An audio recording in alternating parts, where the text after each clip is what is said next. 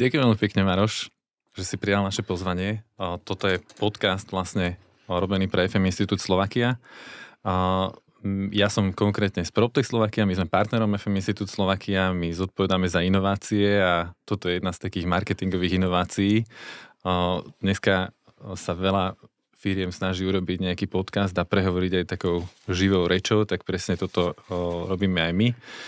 Tým našim cieľom je predstaviť vlastne náš vzdelávací program cez našich lektorov. Chceme ľuďom povedať o tom, kto u nás učí, akým témam sa venujeme, čo je našim cieľom.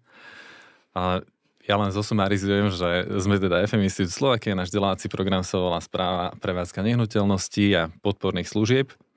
A priznám sa, že chýbal nám taký ľudský element, preto sme veľmi radi, že sme ťa našli. Ak si dobre spomínam, tak to už je asi 6 rokov na FM Campe.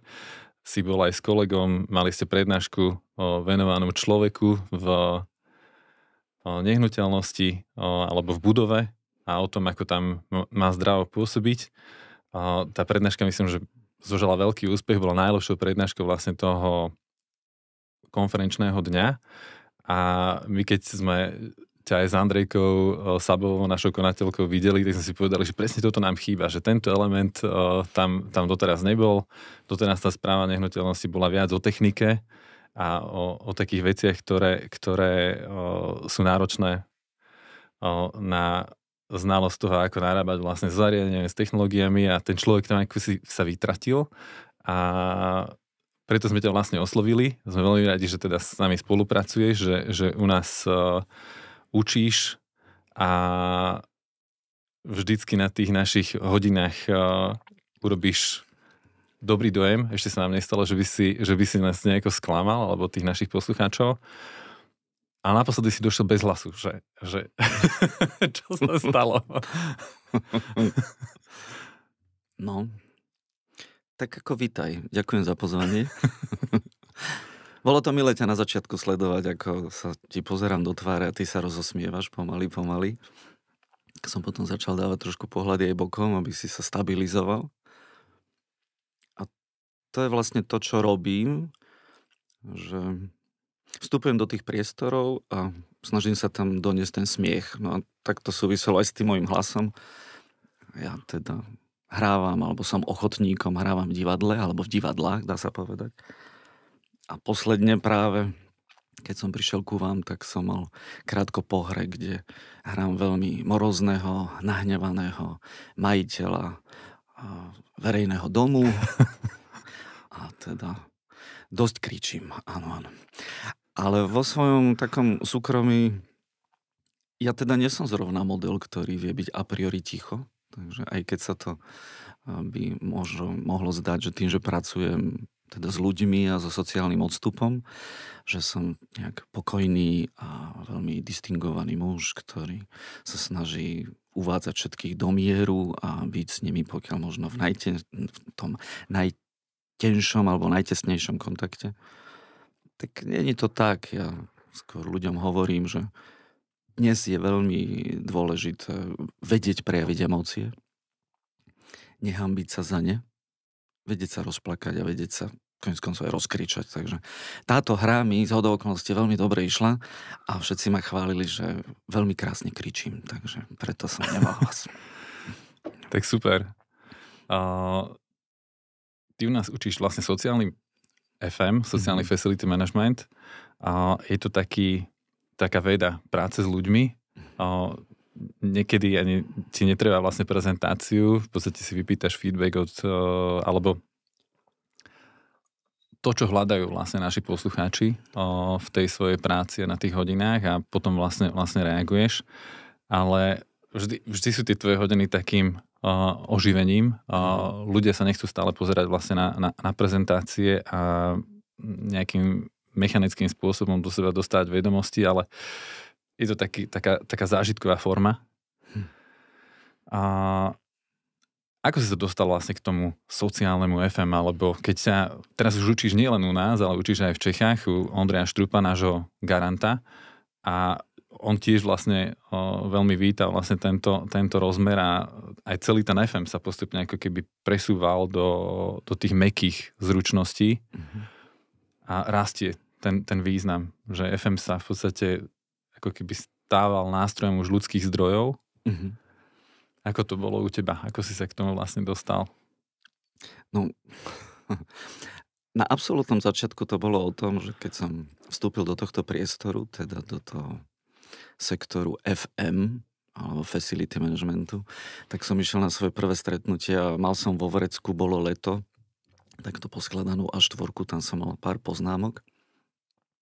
Prišiel som na to stretnutie, vytiahol som z tých upotených nohavíc práve ten papier, roztvoril som to pred tou dámou, povedal som, že čo mám asi v pláne a čo by som u nich chcel urobiť.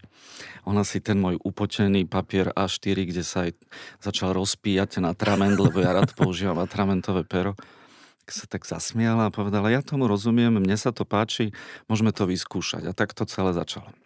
Jedným upoteným papierom. A ono to v zásade asi aj zrkadli to, čo s tými ľuďmi robím. Ja mám za to, že žijeme v sociálnom odstupe. Spoločensky, ale aj ako jednotlivci. Tak ako my teraz sedíme za jedným stolom, tak minimálne teraz pociťujeme sociálny odstup a to nám tvoria tieto mikrofóny. Tvorí nám to tá agenda, kde ty zastupuješ jednu stranu a druhú stranu. A aby sme boli schopní komunikovať, tak potrebujeme ten sociálny odstup dať preč. No a tak vo mne skrsla taká myšlienka, že poďme sa baviť o tom, že by ten sociálny FM mohol aj existovať. Že by to teda nebolo facility management ako síce multiodborová, ale technická záležitosť, ale že skúsme tam vložiť ešte jednu. A teda to je ten sociálny rozmer. Ja si totiž osobne myslím, ja už som o tom presvedčený, je to len otázka času, že tá oblasť toho facility managementu ako takého, ak sa nezačne obohacovať o novú zručnosť, ak to nezačne priamočiaro pomenovávať, že potrebujeme sociálneho facility manažera, alebo teda ten facility management potrebuje niečo ako v rámci tých, lebo je to pomáhajúca profesia istým spôsobom. Podporná. Áno, v tomto zmysle podporná, ale aj pomáhajúca. Tak potrebuje človeka, ktorý nejakým spôsobom je schopný aj inak pomáhať, ako len v tom dobrom slova zmysle podporovať. Vychádzam z toho, že facility manager alebo management je v zásade z jedného veľmi dôležitého slova. Pokiaľ to bereme anglicky, tak je to facility a je to podpora. A pokiaľ to vezmeme francúzsky, čo je teda staršie slovo, facilitaire, tak je to umožňovač alebo umožňovanie. A keď to dáme dokopy, tak nám z toho vlastne vzniká, že ten FM vie byť alebo mal by byť minimálne sociálny, aby bol schopný reagovať s tým sociálnym odstupom. Pretože dnes sa to už jednoducho iba s tým priestorom nedá. A mám teda tú snahu minimálne o tom rozprávať a takýmto spôsobom to zavádzať medzi ľudí. To slovo sociálny FM. Takže tak som sa k tomu dostal ako taký malý pankáč. Keď niekde prídem na konferenciu, väčšinou ako keď prídem ako divák, tak a milujem konferencie toho typu, ktoré sú nejakým spôsobom punkové a nejakým spôsobom revoltné a chcú odovzdať také nejakú jednohlasnú veľkú správu. Tak väčšinou ku mne vždy príde usporiadateľ a povie, že teda aby som sa už prestal hlásiť alebo aby som prestal dávať nejaké podnetné ohlasy z publika, že možno som jediný pankáč na tej konferencii.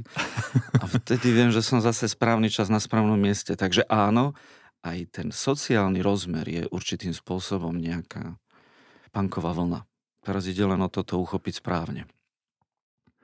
Ja sa priznám, že v PropTech Slovakia sa väčšinou stretávame s dodávateľmi technológií, aj s odberateľmi technológií a veľmi často skrsneme v takom, lebo keď človek predáva technológie, tak sa hlavne snaží o to, aby tá technológia bola používaná, aby on čo najviac predal, lebo tak sa vlastne užije.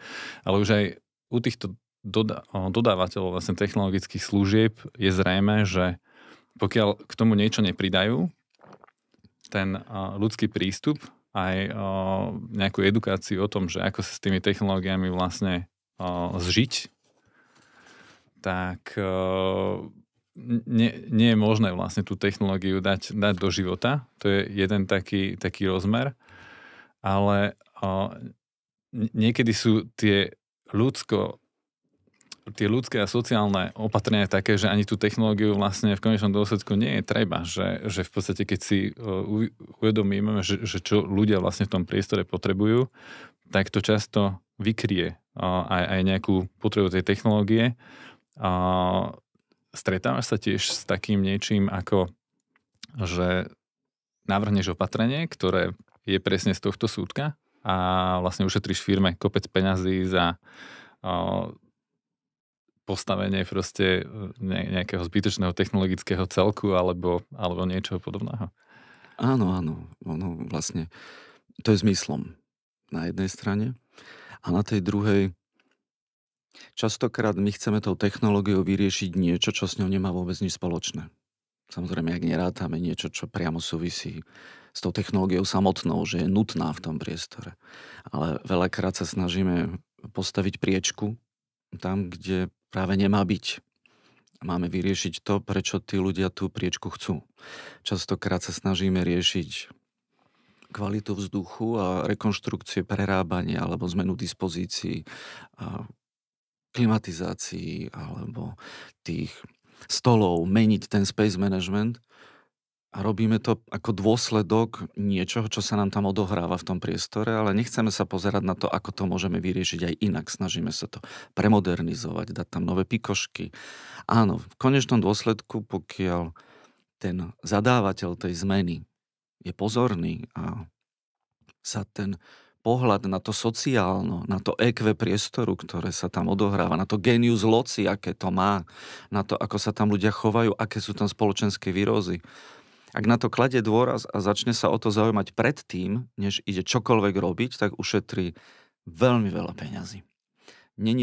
Proste nie je to vždy o modernizácii a byť absolútne trendy. Ide o to vstupovať do toho sociálneho odstupu a robiť s tými ľuďmi. A pokiaľ hovoríme o technológiách, tak ma napadlo, ja som si hneď začal otvárať tento svoj zase upotený škrabáčik, lebo po ceste sem som dostal nejaké nápady. Veď ma poznáš, ja potrebujem byť nejak vedený v nejakom mantineli, inak by ten podcast mal niekoľko hodín a ja by som sa tešil, že bol by som tu aj sám a ja by som ďalej rozprával a tešil sa. Takže sú technológie aj v našom rozmere, ak by sme to takto vedeli povedať. A dneska vzniká niečo ako well-being, employer branding, mindfulness. To sú všetko svojím spôsobom akoby parafrázy na technológie. Technológia pri mindfulness, práca so všímavosťou. No. Employer branding, práca so značkou. Well-being, práca s pocitom pohody. A úplne voľakedy na začiatku, kým neexistovali tieto technológie, tak sa to volalo goodwill. Práca s dobrými vzťahmi, ktoré sú morálnou a nehmotnou hodnotou značky. Toto všetko tu voľakedy bolo, dneska to premenúvávame, snažíme sa to technologicky akoby aj vylepšovať. Dokonca máme technológie k týmto sociálnym technológiám, ktoré to majú podporovať aj technologicky. Sme veľmi fokusovaní na to, aby to bolo všetko rizo špecializované, rizo viditeľné, krásne kvantifikovateľné, aby sa to dalo zhodnotiť, aby bolo úplne jasné, spriemerovateľné bod 0, bod predtým, bod po. A zabúda sa na to, že existuje niečo, čo sa volá atmosféra. A môžeš urobiť častokrát čokoľvek, a tú atmosféru nevylepšíš, ak nezačneš vnímať, že existuje niečo ako sociálne prostredie. A ja vnímam facility management v rámci toho multiodborového oddelenia ako niečo, čo práve toto dokáže splniť.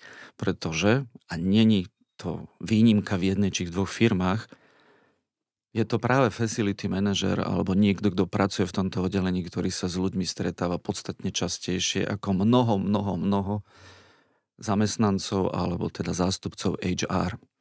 Pretože cez tú hmotu, cez ten priestor, cez ten užívateľský komfort, cez všetky tie nástroje, ktoré už dnes má, je s tými ľuďmi v dennodennom kontakte. A úplne inak. Takže to, čo voľakedy mal robiť práve možno HR, dnes, podľa mňa, je to už práca toho multiodboru, ktorý teda je facility management, takže ten sociálny rozmer mu určite patrí. Ďakujem veľmi pekne za tieto slová.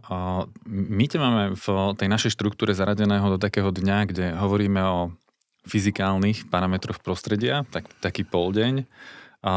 Potom si vyberáme jeden špeciálny atribút toho prostredia, to je svetlo. Pozývame experta na fyzikálne parametre toho prostredia.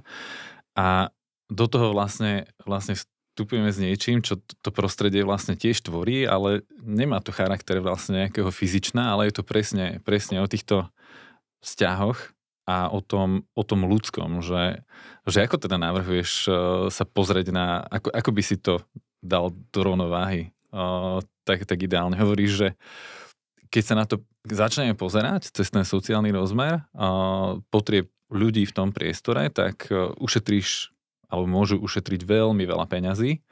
A ale aj tie fyzikálne parametre sú samozrejme dôležité, ale ako to vlastne vyrovnať, ako nájsť rovnováhu v tom celom? No, lebo tým pádom aj upravuješ vlastne tie priority, ako tých ľudí dostaneš zadanie na to, aby to, povedzme, fungovalo, aby tá funkcia umožňovania, to, aby ľudia tam pracovali efektívne,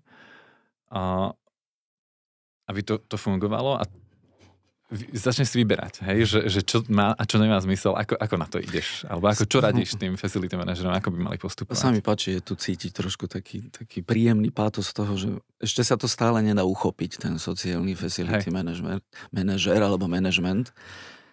Ono to totiž není o tom, že sa to uchopiť nedá. Ono je to o prijati toho, že vôbec niečo také ako EQ priestoru alebo inteligencia priestoru môže existovať. A my máme tendenciu všetko pomenovávať. Aby sme to vedeli nejakým spôsobom zhodnotiť alebo vložiť do nejakej matrice po sebe idúcich opatrení, ktoré potom máme udržovať alebo nastaviť dlhodobú udržateľnosť toho, čo sa naštartuje. Ale na samom začiatku sa ľudia boja, že keď vstúpiš, čo by s tým sociálnym rozmerom dnu otvoríš Pandorine skrinky. A aby sa tieto skrinky neotvárali, alebo pokiaľ možno boli čo najviac zavreté, tak sa snažíme veľa veciam vyhýbať. No a ten sociálny rozmer je práve v tom, že majme odvahu sa tomu nevyhnúť, poďme sa o tom rozprávať a na základe toho poďme potom nastaviť zmenu v tom priestore.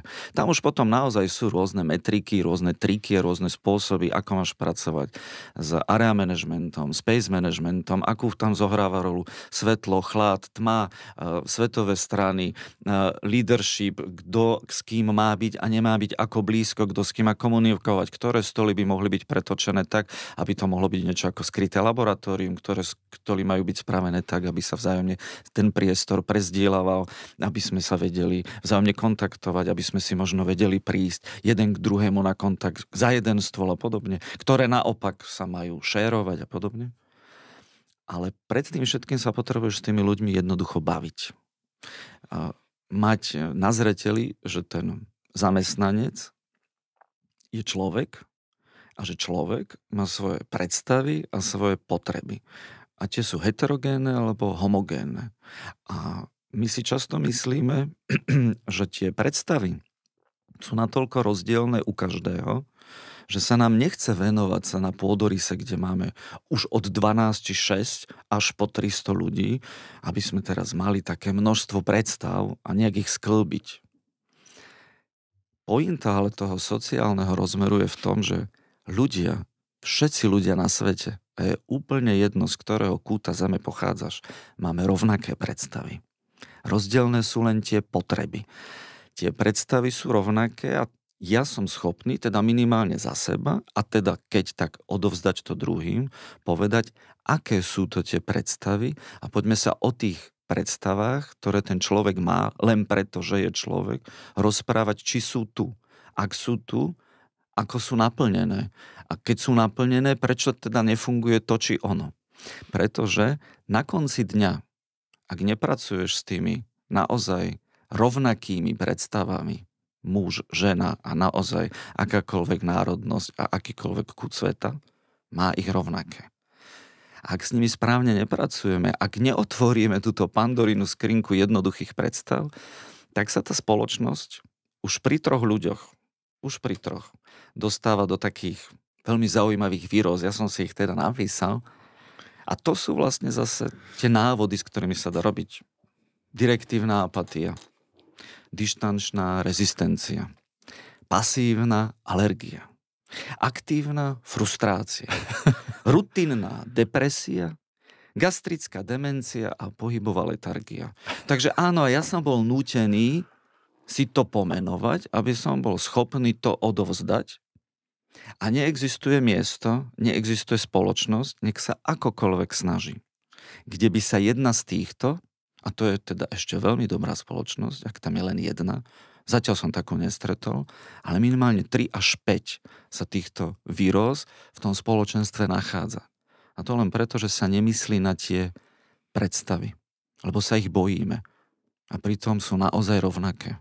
A to nás všetkých spája, preto sa s tým vlastne dá robiť. Preto tá metodika môže existovať a dá sa odovzdať.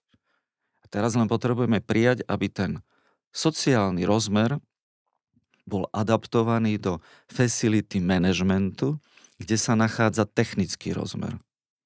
A ja som sa dokonca stretol aj so spoločnosťami, kde ten facility management mal v rozpočte HR. Že už vlastne si začali uvedomovať tak veľkú mieru tej svojej zodpovednosti a toho, ako s tými ľuďmi prichádzajú často do styku, že vlastne HR bolo v ich rozpočtovom portfóliu. Takže áno, mení sa to. Vlastne priestor zahrňal to, ako s tými ľuďmi pracovať a nie HR, bolo to primárnou vlastne agendou, pod ktorou je povedzme priestor, hej. Zaujímavý trend z mojej strany veľmi potrebný a taký prirodzený, že nám to vyrovnáva takú dieru, ktorú sme tam pociťovali. My ťa vlastne máme na 2 hodinách. Jedna sa venuje teda parametrom toho priestoru. Tam sme si povedali, že nejaké sú tie rovnaké predstavy, rozdielne potreby a v priestore sa vyskytuje aj nejak spôsob toho, ako sa s tým popasovať. A čo sú tie riešenia vlastne? Aké sú tie rovnaké potreby? Že ty máš aj značku na to, že vlastne ty si, neviem, či si dobre pamätám, či sa podaril ten patent vlastne na to, ako to dostať do nejakej štruktúry, ktorá by mala štatút know-how, ale je to vlastne o tom, aby si ľudia uvedomili, že čo máme spoločné, čo máme rovnaké a no, dobre, keď pomenuješ tie výrozy, tak aký je liek, že ja som sa tam sám videl, že keď človek pôsobí vlastne v tom priestore, najmenej pri 3, keď sa mi páčila tá rutina depresia. To je taký dlhý konštantný pocit vyhorenia v priestore, ktorý ti vlastne nevyhovuje a nevieš čo s tým a treba to riešiť, uznávam. Ale čo je vlastne ten to, kde sa vlastne všetci stretávame, hej, že čo je spoločné, že ako to nájsť, pomenovať a potom využiť. To je veľmi široká téma, keď ti teraz poviem tých 5 slov, v ktorých sme všetci rovnakí, čo by ľudia, tak sa budeš pri každom tom slove zase pýtať, keď poviem, že bezpečnosť. Tak si treba potom vysvetliť, čo je to bezpečnosť. Poviem perspektíva. Tak si treba vysvetliť, čo je to perspektíva. A takže tie predstavy, ktoré sú úplne rovnaké, sa dajú ľahko uchopiť. Len treba o tom veľa rozprávať. Takže áno, môžem ti ich povedať. Otázka je, koľko máš teda času na ten podcast. Možno skôr teda taký teaser, že zostaneme pri tej bezpečnosti, hej, alebo perspektíve, že ľudia na to aj boli šťastní, tak potrebujeme mať pocit toho, že rastú, alebo že sa niekam vyvíjajú, nestoja. Rozumiem. Také kamene. Tak skúsim to prepojiť. Pozri. My sme sa v zásade, alebo teda ja teba som nejakým spôsobom začal nahovárať, že už tú metodiku mám akoby odškolenú, už by som to chcel odovzdať z pohľadu toho, že u seba to zavrieť, vytvoriť niečo ako silný, možno až rekvalifikačný kurz, ktorý by teda postavil na nohy ten sociálny facility management tak, že by sme vedeli vyškoliť priamočiaro človeka s tými všetkými mojimi skúsenosťami, ktoré by som mu vedel odovzdať do veľmi jasnej metodiky. Pretože áno, v tej práci treba vedieť veľa improvizovať a vedieť na veľa vecí zareagovať. Ale dá sa to naučiť. Napríklad taký jednoduchý spôsob. Perspektíva je niečo, čo potrebuješ vidieť, napríklad aj senzoricky. Potrebuješ to mať na vonkajšej komunikácii toho priestoru, na stenách, vo farbách, v materiáloch, v tom, ako ľudia vnímajú vnútorné hodnoty, aké sú tie vnútorné hodnoty, či sú zapísané medzi tými ľuďmi a podobne. To sú všetko veľké témy, na ktoré kopec odborníkov.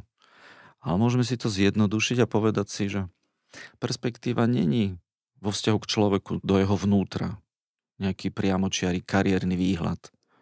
Není to niečo, že potrebuje vedieť, kam sa uberať. Nepotrebuje mať a priori plán. To všetko je toho súčasťou, ale úplne na začiatku sa to volá nádej. A ty keď prídeš do priestoru a máš metriku, ako odsledovať nádej, tak zistíš, koľko je tam beznádejných ľudí. A je úplne jedno, akú perspektívu ti ponúka priestor. Kariérny rast, tá práca, všetky tie animačné aktivity tých ľudí, ktorí sa tam snažia, lebo áno, veľké firmy už majú aj niečo na spôsob animátorov, ktorí stále vytvárajú nejaké komunity a nejaké stretnutia, niečo, kde sa nejak tí ľudia môžu zväzovať. Ale ak cíti jednoducho beznádej a ty s ním nepracuješ na tej nádeji, tak on sa tam stráca tak či tak. Čiže tým pádom nemá perspektívu. A keď si teda pekne zhodnotíme, čo všetko perspektívou môže byť, tak sa dá s tými ľuďmi robiť, lebo na to mám tie návody. Áno, vytvoril som niečo, čo má veľmi konkrétne návody. Napríklad bezpečie, keď si spomínal, tak to je o tom, že nemal by niekto chodiť a priori za mojím chrbtom, keby sme boli len v space managemente. Mal by som mať iné výhľady z pohľadu koho a kde sa môžem pozerať. Mal by som sa cítiť vo firme z pohľadu toho, ako so mnou komunikuje v bezpečí. Mal by som sa cítiť v bezpečí z pohľadu toho, ako som zazmluvnený, aký mám typ práce, ako so mnou jedna nadriadený. Toho bezpečia je veľa. Podstatné je, aké bezpečie chápe napríklad norma facility managementu. Moje bezpečie je, že keď ľudia necítia vo vnútri, a teraz to vyznie ako ťažký úder z nejakého veľkého ezoterického románu, keď ľudia necítia lásku, čo by rozmer, tak nebudú cítiť ani bezpečie. Takže zase vstúpiš do toho priestoru a pracuješ so vzťahmi. Pracuješ s dôverou. Zase sú na to spôsoby, ako sa s tými ľuďmi dá rozprávať o láske. Pod láskou sa nemyslí zamilovanosť a chemické reakcie, ale vnútorný stav, reálna hodnota. A keď sa s tou hodnotou začneš s tými ľuďmi rozprávať, tak zistíš, kto s kým, prečo, ako, voči svojej vlastnej láske nemá vzťah. A keď nemá vzťah častokrát ani s vlastnou firmou, ak sa tam nebude cítiť ani bezpečne a môže tá firma robiť, čo len chce. No a takéto veci sa dajú pekne odchytiť a dá sa s nimi robiť. Až do takých detailov, že potom upratuješ nie len priestor, ale ľuďom upratuješ ešte aj stôl pomaly. Čo by si asi mohol mať na stole, aby. A zachytíš, že tam má obrázok nejakého svojho, povedzme, ja tomu hovorím, že mŕtva mačka. Že je to proste spomienka na niečo veselé, čo už je dávno mŕtve. Častokrát ľudia majú len toto na stole. Tak niekedy je to o detaile a prídeš k nemu a vysvetlíš mu, že už je z pohľadu nádeje dôležité ten obraz dať preč. A niekedy pomôže len takýto detail. Toto sa dá toho sociálneho facility manažera naučiť. Teda človeka s odvahou vstúpiť dnu. O tom to je. Jedna taká provokatívna otázka. A niekedy dojdeš k záveru, že tam treba nejakú technológiu dodať? Že pomôže to? No, ja technológie vnímam z pohľadu svojej práce, ale nie preto, že by neboli potrebné ako bonus. Lebo vo výsledku tej práce, ako to robím, si nemôžem dovoliť, aby mi technológia pomáhala. Ale keď z mojej strany teda vstúpim zvonka dnu a urobím, čo treba, potom sa z technológie stáva to práve orechové. To, prečo tam má byť. Malý príklad. Bol som zavolaný do jednej veľmi veľkej firmy. Ja ten príklad rád používam, pretože na to snad do smrti nezabudnem. No určite, toto bude jedna z veľkých spomienok, na ktorú si proste budem pamätať. Kde to začalo malou klimatizáciou, kde sa dvaja ľudia sťažovali na klimatizáciu. Pointa bola v tom, že jeden z nich chcel odísť, lebo nechcel byť pri tom druhom. Z tohto malého sporu, ale tí ľudia boli tak dôležití pre tú firmu, sa v priebehu 2 rokov vytvorilo veľké oddelenie, normálny velín, kde boli počítače, obrazovky, boli tam 4 ľudia, ktorí sa zaoberali vzduchom, jeho kvalitou, koľko ti vstupuje vzduchu, v akej kvalite, ako to vplýva na tvoj mozog, kedy sa ako máš cítiť. Ty si dokonca ten vzduch mohol ovládať ešte aj príslušným ovládačom na poschodí. A zavolali ma, že už si nevedia rady. Že tá firma kolabuje na ľudských vzťahoch, čo s tým. A že majú všetko. A že vyhoveli sme im. Všetko sme napravili. Sú priečky tam, kde majú byť. Všetky stoly sú v absolútnej kvalite. Proste nevieme im výjsť v ústrety. Stále sú iní. Stále sú nepríjemní. Stále majú obrovský dištanc od všetkého, čo ponúkame. V čom to je? Už jak sa povedali slovo dištanc, tak ma hneď napadlo, že teda dištančná rezistencia. Poďme sa na to pozrieť, ako to vyzerá. Prídem tam, naozaj veľká spoločnosť, kde fakt všetko fungovalo. Veľmi moderné. A okrem jedálne tam bol dokonca ešte aj bar. A v tom bare boli automaty na čerstvé pomaranče zdarma, že keď už si teda po obede a oni prijali aj to, že teda od obedu k usadnutiu za stôl potrebuješ pauzu, tak im vytvorili bar, kde si môžu dokončiť rozhovory, kde môžu kolaborovať. Tak keď som prišiel do toho baru a zistil som, že to je že super priestor. Na margo toho, keď si povedal, že či sú technológie treba. Áno. Hovorím, nádherný tu pracovať, že mňam. A prišiel ku mne chlapík a vraví, ty si to dobro? Ty si ten, čo nám prinese dobro? Hovorím, hej. Tak prosím ťa, daj preč ten automat na pomaranče. Už nám tu smrdia aj pomaranče. Keď som zbadal vlastne tie automaty, tak v duchu si hovorím, ako vás tá firma fakt, že chce si získať, že ešte aj tie čerstvé šťavy máte zadarmo. A im tie pomaranče smrdeli. Jednoducho boli tak naladení, že už si nemal možnosť im vyhovieť. Tak bolo treba vstúpiť dnu. Takže keby mňa podobného, či mňa alebo kohokoľvek iného zavolali pred 4 rokmi, nemuseli mať celý velín. Možno by to skončilo u automatoch na pomaranče, ale s veľkou pravdepodobnosťou by sa všetci tešili, že my máme takú firmu, ktorá nám dala ešte aj tie automaty na pomaranče zadarmo. Takže toto je ten rozmer. Tá technológia je fajn, pokiaľ je tam správne. Super. A dobrá správa, čo som teda zachytil z tvojich úst, že dá sa to naučiť podľa teba. A na tej druhej hodine, kde ťa máme, tak ten sa venuje už ľudským zdrojom v FM a v podstate je to venované tomu, ako hľadať vlastne ľudí do tejto profesie, čo má mať vlastne ten správca nehnuteľnosti, ten, čo objednáva, stará sa o tie podporné služby. Lebo FM nie je o core činnosti, ako to hovorí náš hlavný garant Ondrej Štrúb, ale práve o tej podpore, o tom umožňovaní toho, aby sa tá hlavná činnosť diala. Aké by mal mať podľa teba parametre ten facility manažer, ak sa to dá takto povedať, že na čo by nemal zabúdať a čo by mal brať podľa teba do úvahy? Si to už mnohom naznačil asi? Páči sa mi teraz tá otázka. Je evidentné, že sme boli na jednej vlne, keď som si robil tie poznámky. Ja som si poznačil napríklad, mám tu také slovo, že empatická akceptácia. Veľmi moderné spojenie, empatická akceptácia. Zase len cesta multiplikovať niečo, ale úplne na začiatku je to o tom, že nemôžeš byť empatický, ak nevieš počúvať. A v našej spoločnosti sa počúvať druhého už stáva veľkou pridanou hodnotou. Takže tá zručnosť toho sociálneho FM manažera má byť minimálne v tom, a keby už vôbec nič nemusel vedieť, aby bol ochotný a schopný počúvať a potom môže byť empatický, teda rozumieť a priori tomu vciťovaniu sa do druhej strany. Ale začína to počúvaním. A spojenie empatická akceptácia, tak moderné dnes. Ako môžeš niekoho akceptovať, keď hneď to prvé, že nevieš počúvať?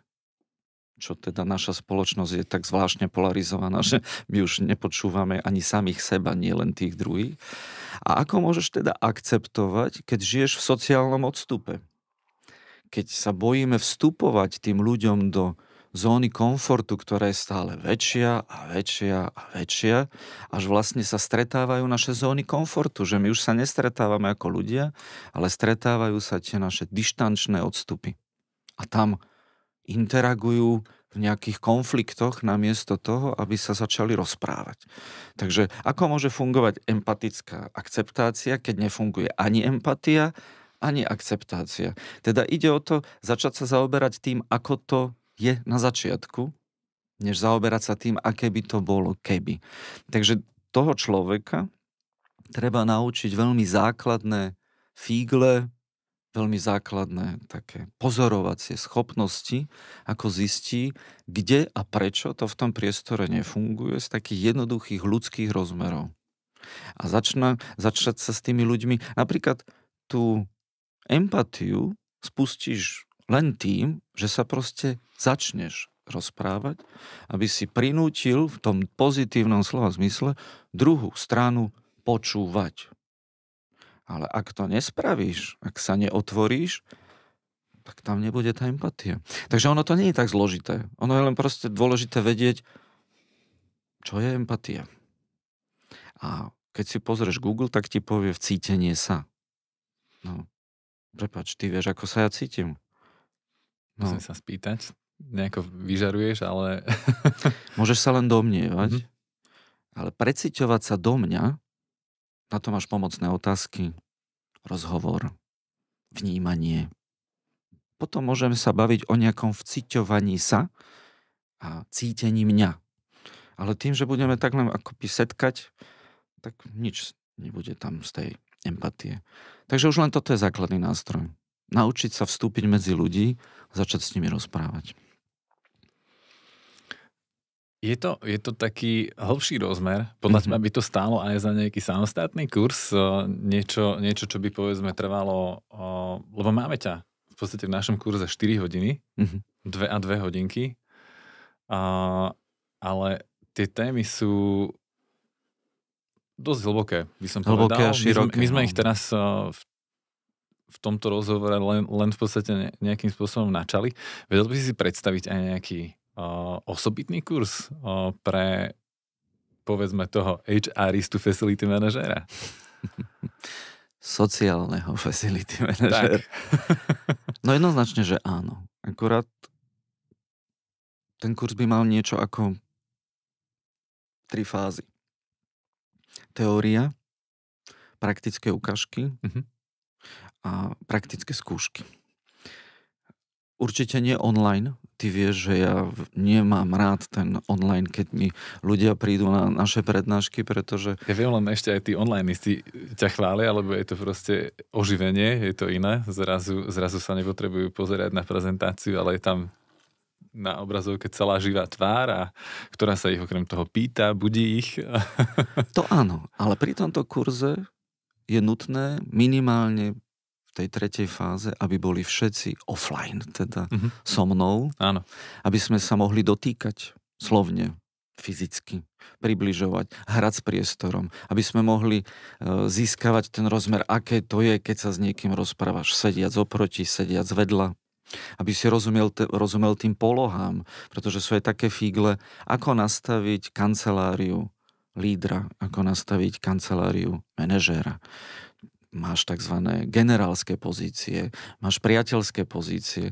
Cesta, ako dokážeš iba jednoduchým natočením stola a pritlačením jednej či druhej stoličky už vytvoríš určitý typ atmosféry a ešte si nemusel vôbec nič povedať. Proste dá sa veľa vecí naučiť. Ono to nie je neuchopiteľné. Ide len o to, uveriť možnosti, že existujú takéto veci. Volakedy veľmi dávno sa to mohlo volať, alebo aj volalo Feng Shui, geomantia, vastu, staré indické, európske alebo čínske umenie. Chodíme obdivovať renesančné stavby, máme architektonické slohy, ale na každej fasáde toho domu sa nachádzajú veľmi konkrétne znaky, čo si máš už vôbec myslieť, keď do tej budovy vstupuješ. Častokrát len úrady boli postavené tak, že kým si čoby žiadateľ za vyšším štátnym úradníkom niečo prišiel požiadať, kým si prešiel tým schodiskom a 2 ďalšími okrúhlymi nejakými miestnosťami, prišiel si k nemu, tak už si sa ho aj bál spýtať, čo chceš. A to bolo všetko robené vedome. Tieto vedomé veci tu sú. Architekti sa to učia. Ide len o tú mieru, či si funkčný a ide ti len o to, aby to bolo pokiaľ možno čo najfunkčnejšie. A takých rýchlokvasných budov máme nekonečne veľa. A už dnes vo facility managemente funguje, že už sa nasťahuješ a vieš, že o 5 rokov sa už ideš sťahovať niekde inde. Tie budovy sú bez vnútorného rozmeru, to sú len stĺpy, plochy, zásuvky, okná. Ja viem, teraz to veľmi zjednodušujem a môže sa niekto na mňa hnevať. A nech sa hnevá, ale konec koncov je to tak. Vo vrchole funguje to, že ten človek vo vnútri, v tom priestore, je súčasťou toho celku. Ale rovnako tak vo svojom tele, čo by priestore, sa nachádzaš ty, čo by vnútorná identita a integrita. A zober si, koľko máme veľkých problémov dnes s identitou a integritou, aké sú to obrovské témy. Nebudem to tu rozoberať, lebo na tému identita, to ja som veľmi taký pichlavý v tom zdravom slova zmysle, ale identita, čo by vedieť byť so sebou v rôznych situáciách a integrita, byť presný a pravdivý v konaní, to sú dve veľmi dôležité veci. A toto vstupuje do toho priestoru bez ohľadu na to, jak je dokonalý a bez ohľadu na to, či sa budeš sťahovať každých 5 rokov do lepšieho alebo nie. Takže aj tak príde na moje slova, že treba mať v tomto prípade kurz, ktorý sa bude baviť o veciach ako empatia, akceptácia, integrita, identita, dištančná rezistencia, pasívna alergia, rutinná depresia, gastrická demencia, pohybová letargia, čokoľvek, alebo direktívna apatia. Veľmi to stále sa opakujúca výroza v spoločenstvách. Dá sa to naučiť. Takže áno, kurz určite hej, ale offline. Maroš, ti ďakujem veľmi pekne za tieto slova. Náš čas sa pomaly chýli ku koncu. No čo už. Pevne verím, že budeme mať možnosť s tebou spolupracovať aj naďalej. Veľmi sa tešíme za tie 4 hodiny. Ak by bola možnosť nejako ťa podporiť aj v tom samostatnom kurze, ktorý podľa nás stojí za to. Znie to šialene vedecky, ale zároveň je na tom niečo, že cítim, že by to stálo za to, lebo to chýba vlastne na trhu a boli by také schopnosti cenné. Takže ďakujem ti veľmi pekne za rozhovor. Tešíme sa na najbližšiu hodinu, ktorú máme za nejaké 2 týždne, takže dúfam, že budeš zdravý, že prídeš a znova nám tých poslucháčov v dobrom zobudíš. Ďakujem za pozvanie, aj mne bolo cťou. Ďakujem. Ďakujem.